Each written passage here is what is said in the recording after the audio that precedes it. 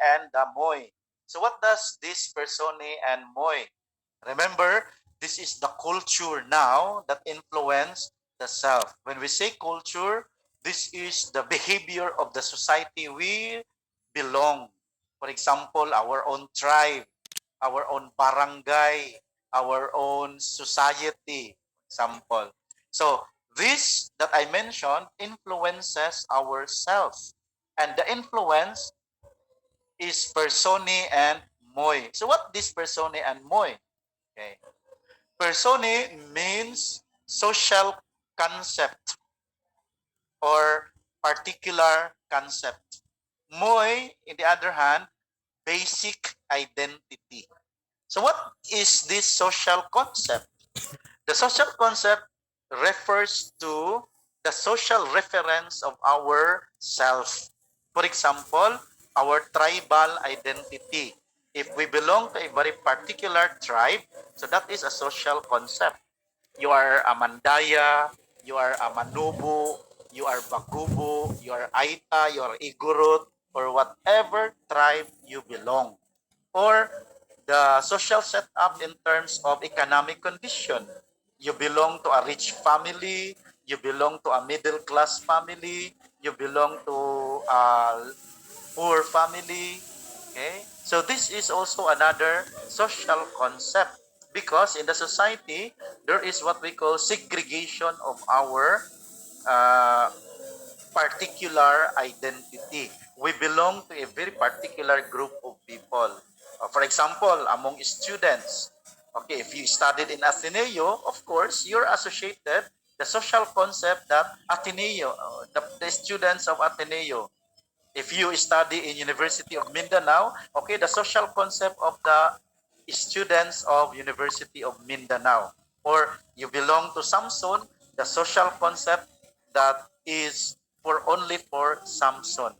Okay? So very rare there are or there will be some cases that they merge, they group together, but most of the time no. Samson, the students of Samson, they go with Samson students unless if they have good friends, they're special friends in other schools, so they will join. But most of the time we go to the people where we are with. The same thing with our society. Okay, with our society. Okay? For example, kanang sa atong barangay, kung asa, if a very particular location of our barangay, the Purok, we belong to Purok A, those people belong to Purok B. Okay, we have a certain pride where we are affiliated. So that is social concept. The other one is Moy, basic identity. The basic identity is a very, very personal, very personal. This is according to the physical, mental, and emotional characteristics of the person. Physical, for example, the color of your skin. So that's your basic identity. You're black, you're white, you're yellow, you are fair, the color of your skin, no? Or the texture of your hair. Kulot, straight, or manipis ang buhok, or makapal ang buhok, or no hair at all. You are bald. So that is a basic identity. Or the way you talk, the way you speak, that is a basic identity. Cebuano speaks rough. Tagalog people speak soft. Very soft ang ilahang dialect, ilang language. That is why if you listen Cebuano speaking Tagalog, very funny sometimes because of a very rough. Then the Tagalog language is soft. No? So these are basic identity that according to Marcel, the social concept and the basic identity is part of the self. That later on you are identified because of it. For example, if among your friends, somebody is looking for you. I'm looking for Edgar, for example. Who is Edgar? Edgar the Mandaya. Edgar who is a Mandaya. Maybe there is another Edgar who is not a Mandaya. So your social concept now becomes part of your self-identity. you're identified because of that particular concept or because of that basic identity. Edgar katong tangkad, yung maputi. Maybe there is another Edgar who is not white or not fair. So therefore, you can identify them properly. Okay? The self and the social world. Social world, the society. Okay? That according to the study, one is believed to be active participation in the shaping of the self. The development and maturing of ourself is because of our engagement in the social world. The way we experience the social world, the more we relate to different people, the more we shape our self. Okay? And because of that, we develop our personality. That is why in our group of friends, we have different personalities. Some of our friends are active, some of our friends are very passive, some of our friends are trustworthy, loyal, others are okay, very stupid and useless, no? But those are different kinds of personality. Whatever reason behind it, but that's naturally because they develop this particular personality. Okay? That according to Mead and Vygotsky, the way that human persons develop is the use of language acquisition and interaction with others. So the shaping of the self, it involves our capacity to speak, to learn the language. Okay? That is why it's very lucky for some people that they can speak different languages. Because naturally, we only speak one. But because of our relationship with other people, we learn other languages or dialects. For example, in the Philippines, Cebuanos can speak Tagalog. Tagalog can speak other language. Or we can speak English, for example. So, the more we acquire language, because of our engagement, our interaction to different people. And this is also the study of Vygotsky and Mead, which is very much connected to the study of Marcel, that the development of our social concept and basic identity goes also with our language acquisition and our interaction. Of course, it makes sense because if we don't have the language, how can we relate with other people if we don't have the language? If we don't have the chance to interact with other people, then how could we learn? How could we learn the dynamics of our culture? So it makes sense that later on becomes part of our personality, that other thinkers call it behavior, call it personality, call it self. They mean the same thing. Pareha lang. They mean the same thing. Self, personality, and whatever you call it, identity. But they are all the same self. Okay? Question? Question, people? Wala, sir. No, sir. Wala, sir. Okay, wala. Wala. Wala, sir. Okay, I think that would be for today. We'll continue tomorrow. The self and family and other factors that influences the shaping of the self. Okay? Sige daw, we'll check the attendance. Ha? Check the attendance, people. If I call your name, please acknowledge. Katong wala pa na ako, hindi na ako matawag ang name, later Yes, na lang, ha? Wala sa'yo magtingog, ha? Ato sang i-mute ang tanan. Okay, if I call your name, please acknowledge. Only those I call the name. But if your name is not called, please don't say anything so that I would not be confused if your classmate is present or not. Okay? Malinaw. Present, sir. Okay? Baricuatro. Dayupay. sir. Sir. Okay, Dayupay. Present, sir. Sorosos. Present, sir. Piala. Rehino. Maraon. Present, sir. Madanlo. Present, sir. Osorio. Present, sir. Tipi. Present, sir. Duligis. Present, sir. Abrahan. Present, sir. Bigina. Present, sir. Biniga na, sir. Biniga. Biniga. Wrong da Jamaica. Yes, Jamaica. Jamaica. Okay, biniga ni biniga. Oh, sir. Okay, biniga. Uspa na tong spelling. Okay. Batilier Krika.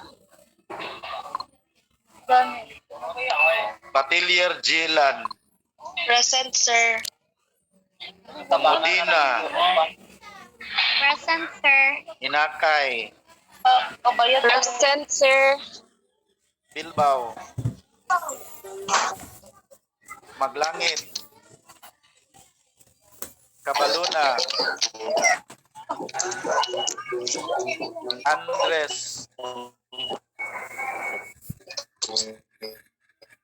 Andres. Sir, present paglangit, sir. Maglangit. Present. Okay. Present, Andres. Present. Yato lang ako. Sir. Sir, present si Maraon, sir. Okay. Obrador. Christian Andres. O mana, Obrador. Si Maraon, sir. Kumana lagi. Maminaw sa apelido. Obrador. Clarence. Sir, Obrador. Sir, present, Clarence. Cobico. Present, Sir Kubico. Obadora. Bernardo.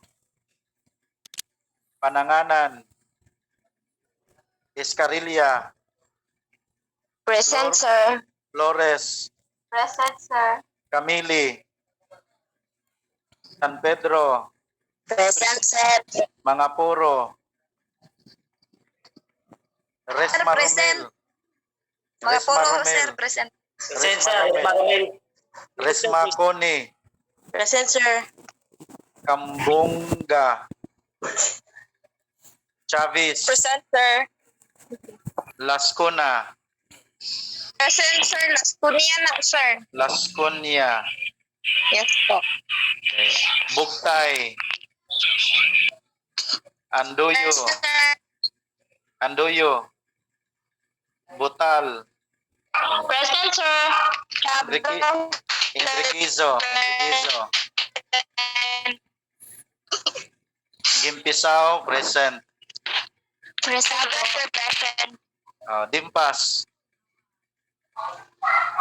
Idianon. Present, Istalani. sir. Basilaban. Present, sir. Mantuyan. Present, sir. Bilyones, present, sir. Origenes. Present, sir. Olivar.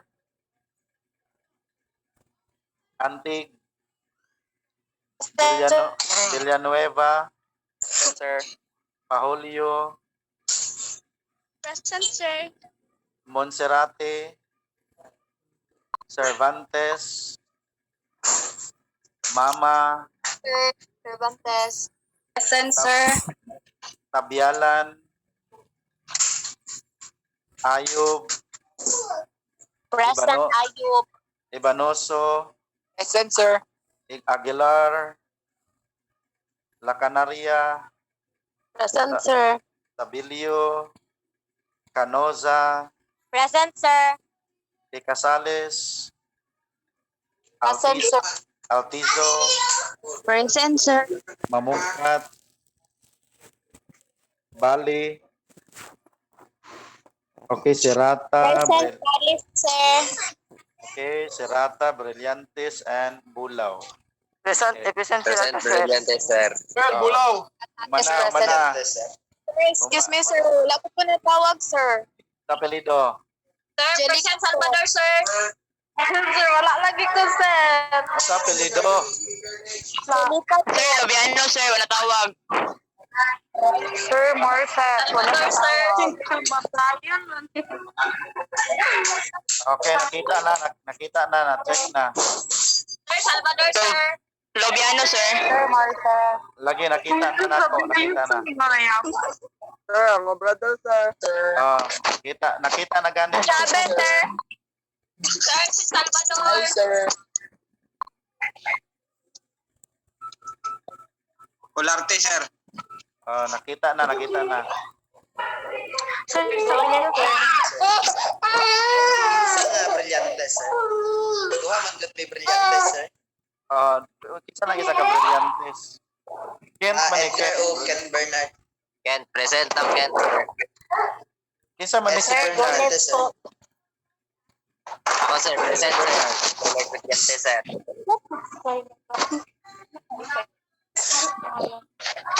Linaapoy isa, sir. Edgar Brillantes. Sige, ato wala na ang pangitaon ha. Ano ay doon siya sa dalhin sa. Thank you, sir. Sige. Okay, see you tomorrow, people. Lulutin ka. Oh, Yes, sir. abang. You may leave now. Sir? You can leave now. Bag, sir? Sir. Excuse me, sir.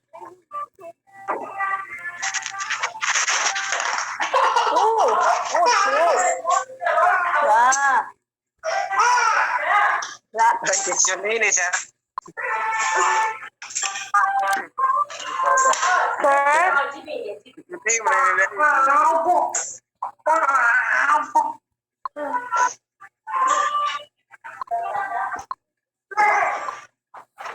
Sige, you can leave now, people. Excuse me, sir. Sabi niyo, sir. Yes, unsaman. Sir, present po, sir. Yes, nakita na nako. Sir, sunod ang section D. Yes, pwede na mo maka-leave. Ang section D ang sunod, sir. Yes, normally sunod sa letter A, B. Section B, sir.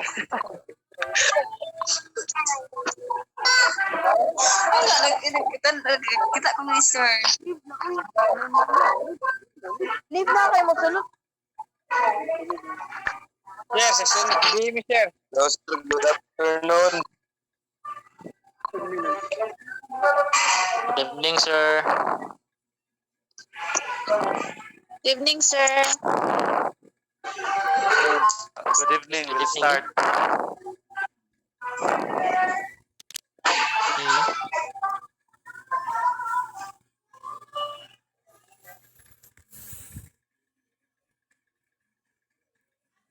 Okay. Ready na ta, people? Ready na, sir. Okay, very good. Sir, kanina rami na, sir. Kanina rami ready, sir. Nunod na gamig. Nunod, di kanina, sir. Dahil klase na kita mo nasudlan, sir. Dahil dito mong sudlan na, sir. Section A, dito, sir. Rated kami, sir. Ang klase ninyo magsugod alas 6. Ay, alas 6, tayo, sir. Oh, sila alas 5. Pagtulog, alas 5. Hangtod Sir, alas nalulog 6. ba kami ganina, sir? 5 to 6. Oh, katong nanulod ganina na human naman mo dito ganina. Dito na ay na mo sulod. Ah, masulod, lagyan mo ni, sir. Dito, sir. Hindi na lagyan ko ng ganina, sir. Lagyan mo ni, sir. Ganina, nagsulod ni.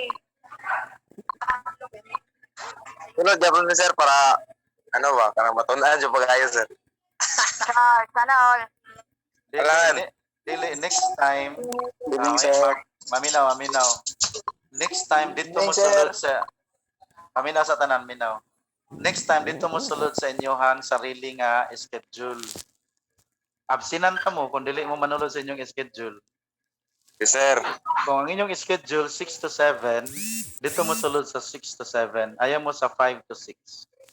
Okay, sir. Sorry po. Sir, okay ba yan, sir? Okay. Kay managhan managhan na Send sila. sa akin, sir. Og link. Ang uban dili na sila kasulod. Kay ilahan ang schedule so sila dapat ang ato ang i-priority kay naman may sariling schedule. Attendance na, sir. Picturean lang muna ako, di na ako mag-attendance. Nag-picture na ako. Ako ang ako ang tawagan ni i-screenshot na ako kay akong ibutang dito sa ato ang tawagan ni.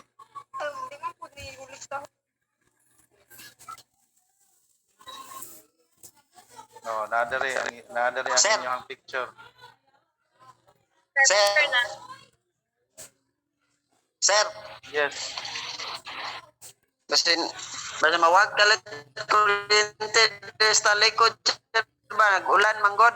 Oh, sige, kung mawala, sige lang. Wala man tay Kailan dyan, day? Putol-putol yung tingog. wala man tay control niya na. Okay, we'll start. Okay, so Mananghit ko daan. sige. Okay. Sige, sir. Salamat. Okay, last meeting, we talk about the contribution of the philosophers on the understanding the self, no? So we started with Plato, Socrates, Plato, then we have other philosophers like St. Thomas Aquinas, St. Augustine. Now this time we will be talking also another group of philosophers.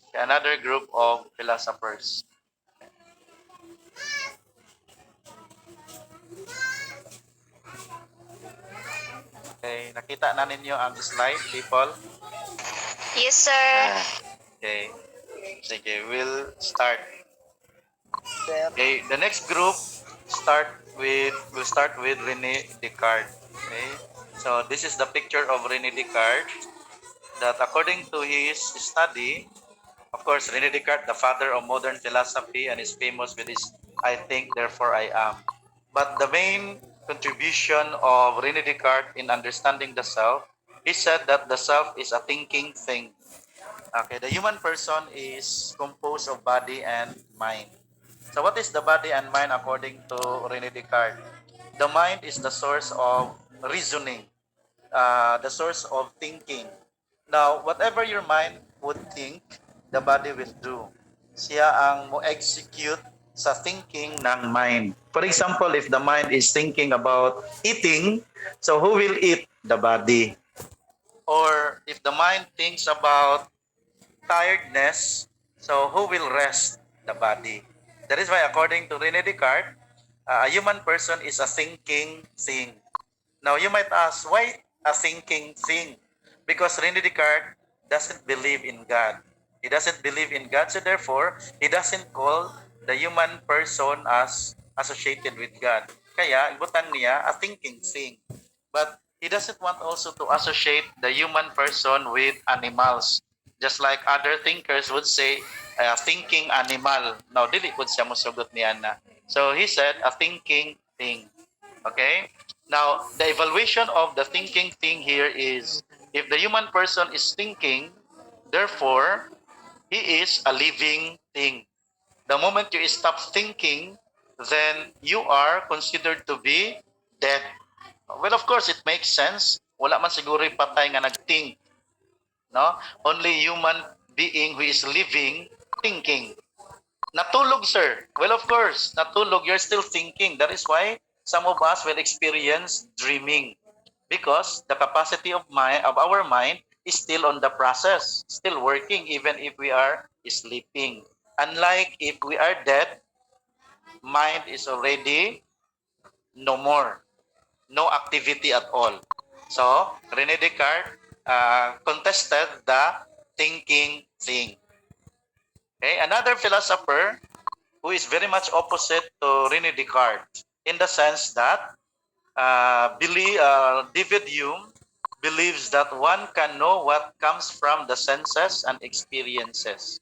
So if you compared David Hume to René Descartes emphasizes thinking. David Hume emphasizes experiences. So what does it mean? According to David Hume, you can only experience the self through your senses. So what are the senses? Seeing, hearing, smelling, tasting, and touching.